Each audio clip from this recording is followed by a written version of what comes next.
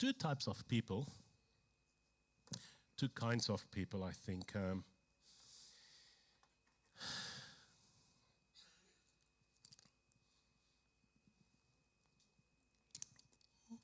There are those people who would look at the fuel gauge and it's empty. That's me. And go like, no, this is right. We can still go. Should we stop? Nah, I know my car. Actually, when you have an electric car, by the way. And then you have the other type of people. We have a few of those in my family. When that needle just goes off that F, the full sign, they go, hey, we need to find a service station immediately. We're going to run out. Get those type of people. You also, two types of people. When you go away on holidays, and like funny, Elijah told me this morning. I said, oh, how's your day yesterday? And he said, oh, we've done this and this and this and that. And we've also planned a little bit of a getaway at some stage. I think it is next year, October or something. I looked at him, I said, well, that is well planned. That's amazing. Then you get people who realize that morning that we're going away. Throw a few things in and off you go. You also get some people who love to, you get like a task at uni or at school and you've got 6 months to complete it. And week one, they start chipping away on it. And oops, there are 2 days left. I need to probably start working on this type of people. The funny thing about this is that these kinds of people are usually married. They're usually married. And I want to, this morning, look a little bit deeper, not only at the two kinds of people, but I'll come back to that. Because I think underneath all these differences that we have in life, there's this question that matters probably far more, whether you're a planner or a procrastinator, whether you can live on the edge of your fuel tank or not. Underneath all of these sort of questions is this question: what is shaping your life? I'll make the link a bit later to you. What is shaping your life? I want you to think about that for a second. What is shaping your life? Because we're all being shaped. Whether we know it or not, we are constantly shaped by stuff. And you don't always get to choose what shapes you. You get to choose to some degree, but not really. If you think about this clay, I'm not even sure if that's, let's put that in. If you've ever done pottery. Who's done pottery before? Great. Oh, there's quite a few of you, It's quite a bit of a tricky thing though, isn't it? You press on the one side and the whole thing goes a bit, flop-sided, and it's not that simple. But clay doesn't just sit there and remain exactly the same. Someone is shaping it. Something is putting pressure on the right place to form what it wants to form. Something is giving it that form. And I think our lives are a little bit like that. Every conversation shapes you in some way and form. Every habit shapes you in some way and form. Every disappointment shapes you. Every success shapes you.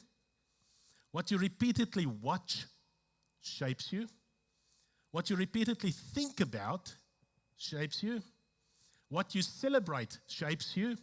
What you fear shapes you. And we can go on and on. What you give attention to, a little while ago we talked about that, what you give attention to. What you give attention to shapes your life. And here's what the scary thing is. You can be shaped by something without ever deciding that you wanted to be shaped by it. Very interesting, the two cultures. Now, we've been in Australia for 20 years now, but we probably can't compare the two lives anymore. But the one thing that I've realized quite early in the piece is that Australians are so law-abiding. Like, as a whole, I think Australians don't think they are. They think they're sort of rebellious, No, they're not. They're not. When I went back to South Africa and I was just driving on the roads there, you realize that we are so law-abiding. You get to a stop sign, and in South Africa, it's a suggestion. It's not really, hey, you have to now stop here. It's like, okay, let's see if there's anyone around us. Let's see, oh no, this is fine. At some places on the highway between Port Elizabeth and George, I remember, sometimes there are lines, sometimes not. I've got a yellow line on the emergency lane on the left-hand side. No, that's not an emergency lane. That's just been used as another lane. So that's the lane that you give way for. The people driving 150, 60, 70, 80 on the right-hand side. On the inside lane on the right-hand side. There's a further line on the outside. So you just give way. You see from the those who go to Africa often will know that you see these sort of flashlights and you just give way and they come passing by. Rules are there to give you some slight guidance.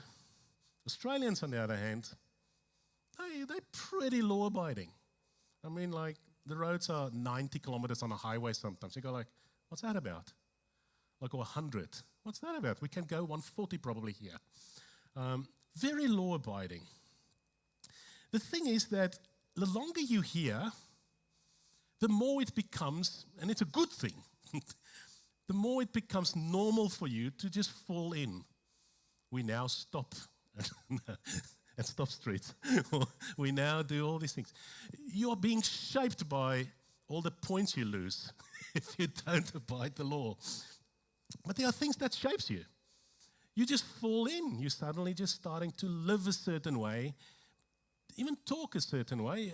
I mean, you look at politics today, you look at online conversations online, that shapes the way you think all the time. That's why they are so particular about online,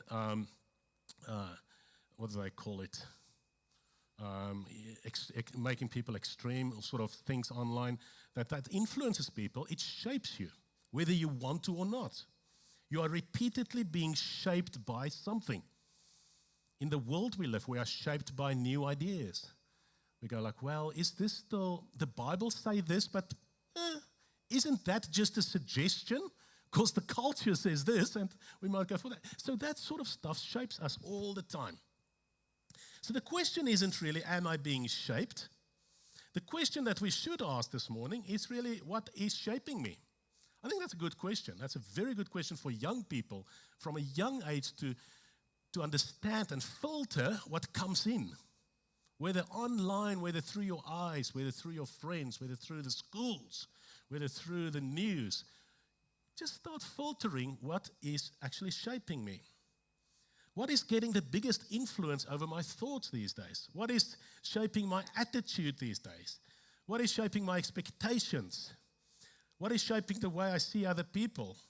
What is shaping the way I respond when things don't go my way? Because here's something else that I've really noticed, and that is sometimes we think our circumstances determine our attitude. If things are good, I will be positive. That things are great. If things go badly, I'll be negative.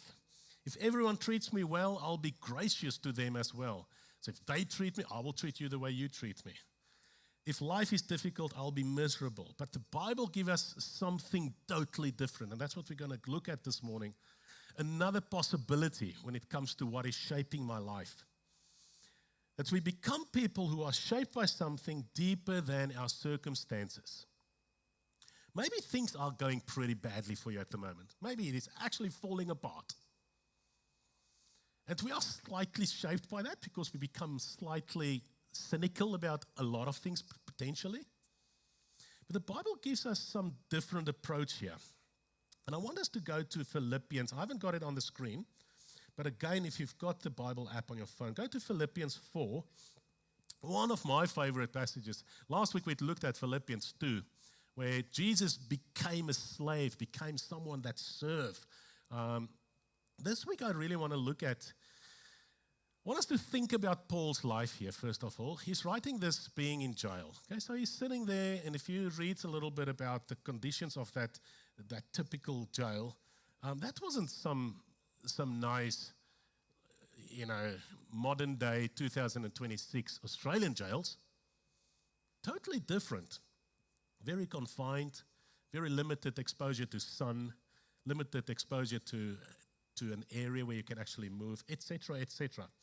So I'm going to read you some snippets from Paul's letter to the Philippians while he's sitting in this confined space, going through what he's going through.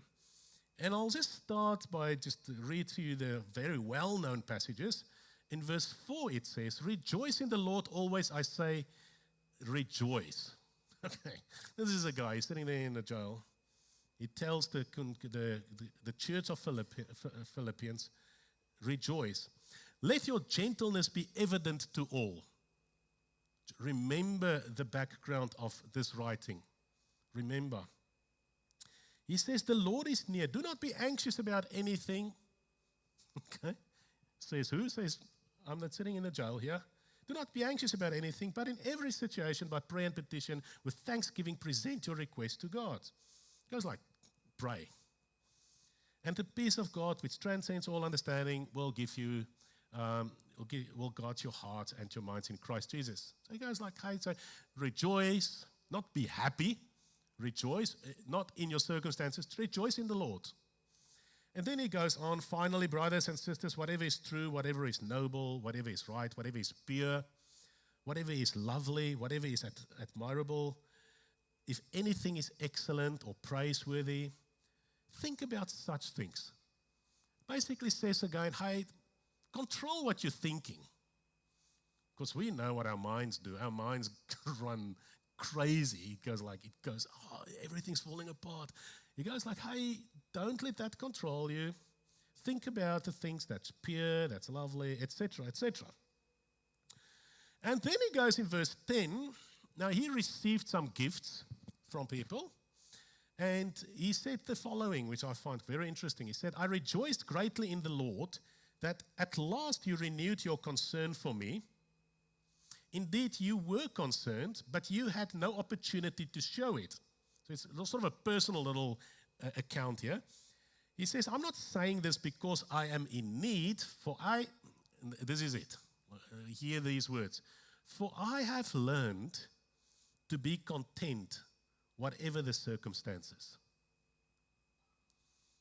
He says, I have learned to be content, whatever the circumstances. He says, I know what it is to be in need, and I know what it is to have plenty. I have learned, again the same word, the secret of being content in any and every situation, whether well-fed or hungry. So remember, he thanked them for their gifts, for their contribution to his ministry. And he says, oh, that's great, I'm really grateful, that's amazing. But you know what? I have learned to be content. Actually, whether you give or not give, it's irrelevant. I have learned to be content with whatever I have and in whatever circumstances. Yes, it was good of you to share in my troubles. Moreover, as you Philippians know, in the early days of the acquaintance, and then he goes on and on. Just a personal letter, obviously, to that church. So here's the thing that I pick up. I'll take that back. What I pick up here in this passage. Paul gives us a bit of a secret to contentment. So there are things shaping our lives. There's the world shaping our lives. All sorts of things coming to shape our lives. There are things shaping our marriages. There are so many information in the world out there that gives us lies about what a marriage should look like. And then couples get so disappointed if their marriage doesn't match or mirror what the unrealistic world tells us about what a marriage should look like. And then there's quarrels and there's all sorts of things happening. So we get influenced and shaped, even in our marriages, about expectations, about what it should look like, what it should be. So in Philippians 4, Paul's been beaten up. He's been rejected. He's experienced hardship, physical, materialistic, like a hardship in every sense. He's gone without, and he's now sitting there in prison, and he says, I have learned to be content whatever the circumstances. Paul doesn't say I was born content. He doesn't say I'm just one of those naturally positive people. You know, you get those people. Yeah, I don't always know. That's quite irritating sometimes. Isn't it, if everything goes just always well? You go, like, seriously, not even, Australians always go like, no worries at all, mate. But not even one worry. Like, we live this life sometimes, you know. And it's good to be positive. It's good to be optimistic. Believe me, I'm probably on that scale, more on the realistic scale. Those people are usually married too. People that go like, no, that's not the reality, Marius. Yeah, I know. Just was a good idea. So Paul says here, very interesting thing. He doesn't say that he's just naturally born positive. He doesn't say I've got the right personality to deal with this stuff. He says these words, and I've literally read this passage 1,000 times in my life probably, and I've never picked up on this. 3 words. I have learned. I have learned. It's not going to come natural for you. This is going to be pretty difficult for you. I have learned. Because he tells us that contentment is something that can be formed in us, that can grow in us. And actually, Paul has had plenty of opportunity to learn it. Like, he's sitting in jail, and just before this, the church in Philippi had sent him financial support. And Paul is genuinely grateful. He says, I rejoice greatly. But then Paul says something that's really interesting. He doesn't want them to think that his happiness depends on whether they send him money or not. He actually wanted to make a point of that. Go like, don't think that I'm just so grateful because now you've sent me some money and I'm in trouble. No. That is great. However, I have the same contentment whether you give me that or not. Whether my circumstances are great or it's horrible. I know, he says, what it is to be in need, and I know what it is to have plenty, and I don't know if we know what it is to be in need in Australia, to be honest. Yes, we have plenty of people who struggle. The Australian way. I don't think we understand that. I don't think we understand what it is to be in real need. When you wake up and there's no government supporting you. There's no people around you to give you a handout or there's no Vinnies, there's no place where you can go and sleep in a secure, or whatever. I'm like, there are people struggling in Australia. I don't want to say that it's not true. It's so true, but I'm just wondering if we know what it is to be in real need, the same as what Paul is mentioning here. He knew what it was like to have very little. He knew abundance, he knew hardship, etc. He says, I have learned the secret of being content in any and every situation. Wouldn't that be great to learn that secret? We are learning it now, aren't we? I've learned the secret. I've learned how to be content in every situation. That's different because contentment isn't the same as happiness though, isn't it? Contentment isn't pretending everything is wonderful. It's not saying nothing matters. It's not laziness. It's not giving up on ambition or anything like that. And it's certainly not saying that we shouldn't want things to change. It's not like I give up my hands, I'll give up my effort. No, he's not saying that. Biblical contentment is something much stronger. It's learning that my circumstances don't get the final word over my heart.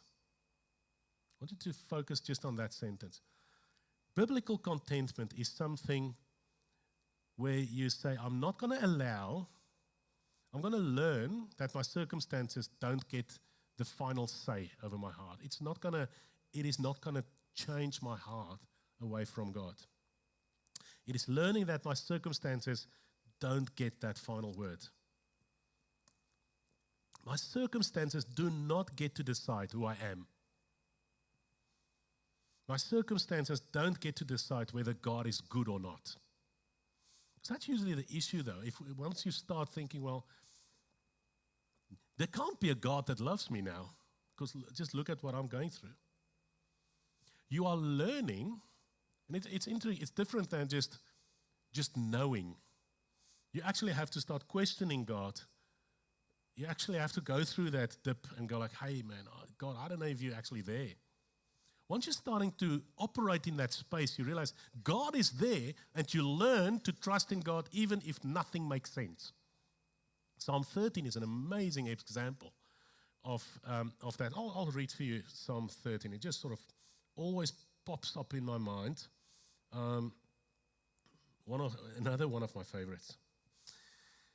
Now, this whole psalm is 4 or 5 verses. It says this: how long, Lord, will you forget me? Forever?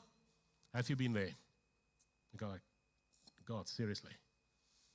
How long will you hide your face from me? God, it looks like you're not interested in me. How long must I wrestle with my thoughts and day after day have sorrow in my heart? This sounds like this guy, David here, will be diagnosed with a whole heap of things if he was to sit in front of a psychologist. Nothing against that. But then he says, how long will my enemy triumph over me? Look on me and answer me, God. Give light to my eyes, or I will sleep in death, and my enemy will say, I have overcome him. This guy is seriously in trouble. And then he says in verse 5, but I trust in your unfailing love. That is a learned attitude, because nothing else makes sense here.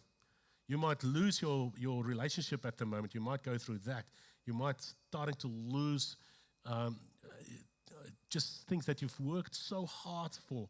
You look at it and you go like, God, how long? Where are you? Aren't you listening to me? And then the learned attitude is what David says in verse 5. But I trust in your unfailing love. I trust. That's a learned thing. Nothing makes sense, but I trust. My heart rejoices in your salvation. Now he steps a bit further out of his circumstances, and he talks salvation language. He says, I know that the circumstances will not change my heart. My happiness and contentment is not related to my circumstances. The Beatitudes is a great example of that. The Beatitudes in itself, blessed are the, Matthew 5. If you go through that, now that blessed word, makarios, means to be, you are blessed, your blessedness is not related to circumstances. More than blessed are you, it's not related to circumstances, are you when you meek, when you can go and read the Beatitudes. It's a be-attitude, isn't it? So we are. It's a be-attitude. Biblical contentment is something stronger than what the world tells us. So, contentment isn't getting everything you want. Contentment is discovering that Christ is enough, whatever you have. And perhaps that's why Paul says, I have learned, because contentment isn't something that happens when life finally becomes perfect. So there's this danger of always waiting for better. Again, we all live with that. We go, once I finish school, once I am married, that habit will fall away, or that will be easier to deal with, or my life will be so much more better. Once I have the perfect job, once I've finished this job, once my kids are just out of the nappy stage, good luck. That gets easier, Elijah and Victoria. Does it? I don't know. It's an exciting journey, that's all I can say. But we sometimes live in that once that is done, once the kids left school and, we don't have to have those school fees anymore. You just go like, some people live in that it will get better. Some people live with this, spent your whole life waiting for your life to begin. And we see that sometimes when people get close to retirement age.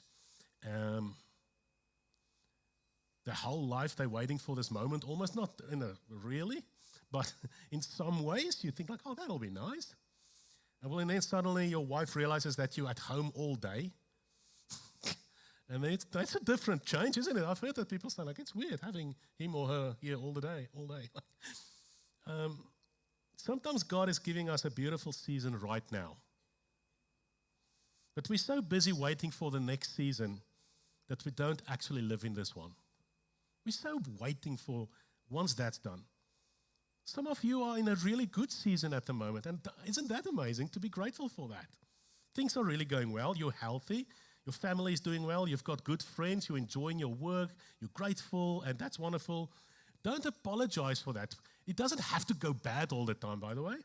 Sometimes Christians can almost feel guilty for saying life is good. Go like, I need to figure out what's going wrong here because I feel bad to say, no, it's actually going all right. If life is good, thank God. Enjoy it, receive it, be grateful. Because here's the thing, hardship can shape you, but so can blessing as well.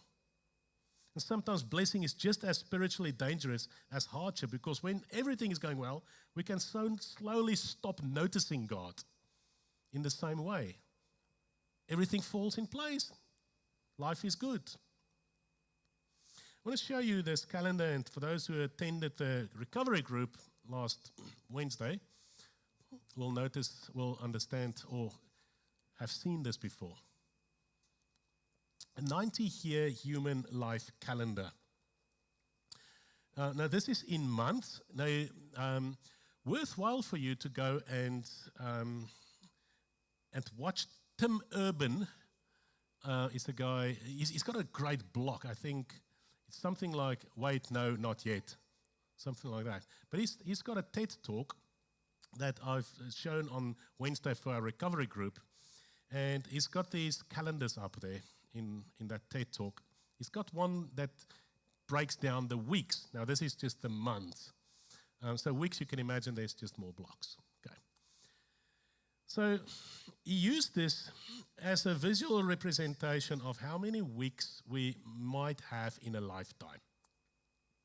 And when you see this type of calendar, it can be quite confronting because we tend to think about life in years, and it's going to be there forever.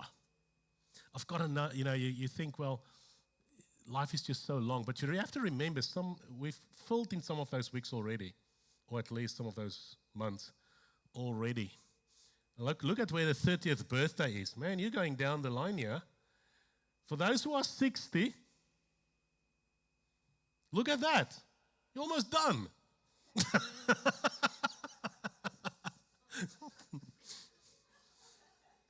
I mean, that's the reality, isn't it? I don't know why we tell each other that. But that's literally the reality. For those who are 70, well, we won't go on and on.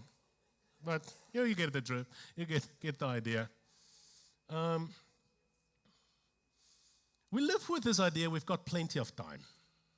But when you put it into weeks or this one into months, it suddenly feels different. Life is shorter than we think, a lot shorter. But here's what I don't want us to do. I don't want us to look at this and think, wow, life is short. I'd better hurry up and cram as much as possible into it. Because that's not the point. The point is perspective. Because the Bible gives us two seemingly opposite ideas about time. On the one hand, in Psalm 90, it teaches us to number our days that we may gain a heart of wisdom. That's on the one end. And in other words, basically your days are limited. Don't waste them. But then on the other hand, the Bible also says there's a time for everything and a season for every activity under the heavens. Ecclesiastes 3. There's a time, a season, ordinary days, slow days, there are boring days, there are difficult days, there are beautiful days. All of them matter. Life is very short, but it is also made up of thousands of ordinary days. Thousands of ordinary Tuesday afternoons.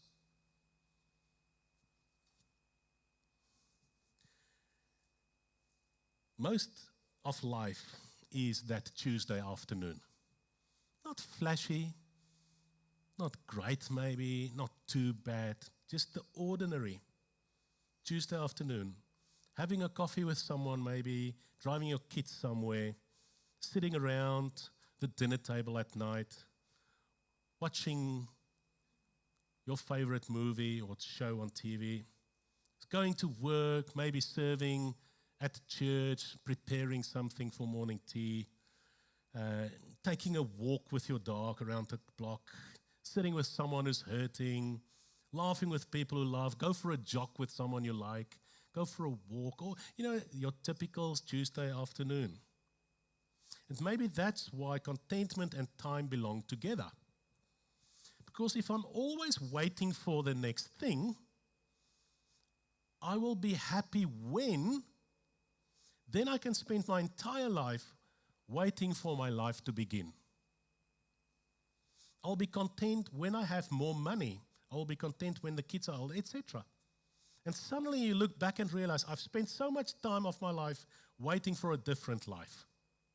And Paul says this, I have learned to be content whatever the circumstances. The Tuesday, the Wednesday, the Saturday morning, the Sunday night before a heavy week waiting for you. You don't need to make every moment extraordinary. You just need to be present for the moments God has actually given you. I really want us to think about that. Not how can I fit more into my life? Am I giving my time to the things that actually matter? Because at the end of our lives, we won't wish we'd spent more time scrolling. We won't wish we'd answer more emails on time. We won't wish we'd work another Saturday just in case. We'll probably wish we'd be more present with God, more present with your spouse, more present with your dad and your mum and your kids, more present with our friends, more present with the people God put around us. Life is short, don't waste it, but life is also long. Don't rush through it. So my question is, what is shaping you in this calendar? So in this life, you are being shaped by many different things. I want you to imagine that we're going to put your life on the screen. Not your whole life, just this week. 7 days. And we're going to ask this question. What has been shaping me this week? What have I been giving my attention to this week? What voices have been the loudest this week in my life? What have I been worrying about? What have I been complaining about? What have I been grateful about? Because you don't suddenly become a person of peace. Never. You never do. You become peaceful through 1,000 small decisions. 1,000 small decisions. You don't suddenly become grateful. You practice gratitude. What does Paul say? I have learned to be content in every circumstance. And you don't accidentally become Christ-like. You allow Christ to shape you. I'll close first with Romans 12 that says this. Do not conform to the pattern of this world. So if you sniff, if there's a hint of the world in the way you live your life, you have to question that.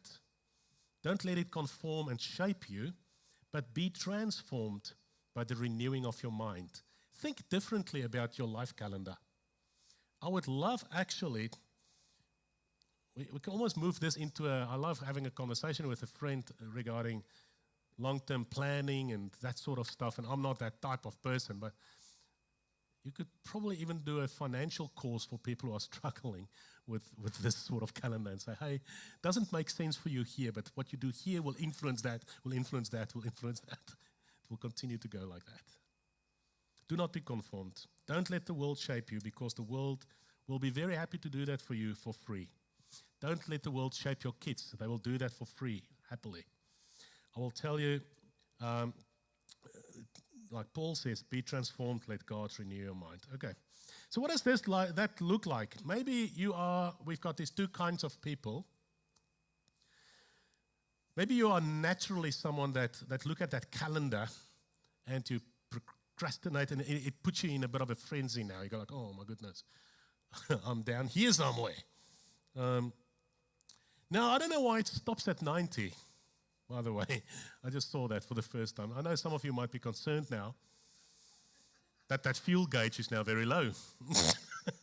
You've got plenty of kilometers to go. So don't stress. But I want you to go away with this calendar and say, how can I make that first little block matter? Not look too far back, not look too far forward. So I want to look at this week. What am I going to allow to shape me? All right, let's pray.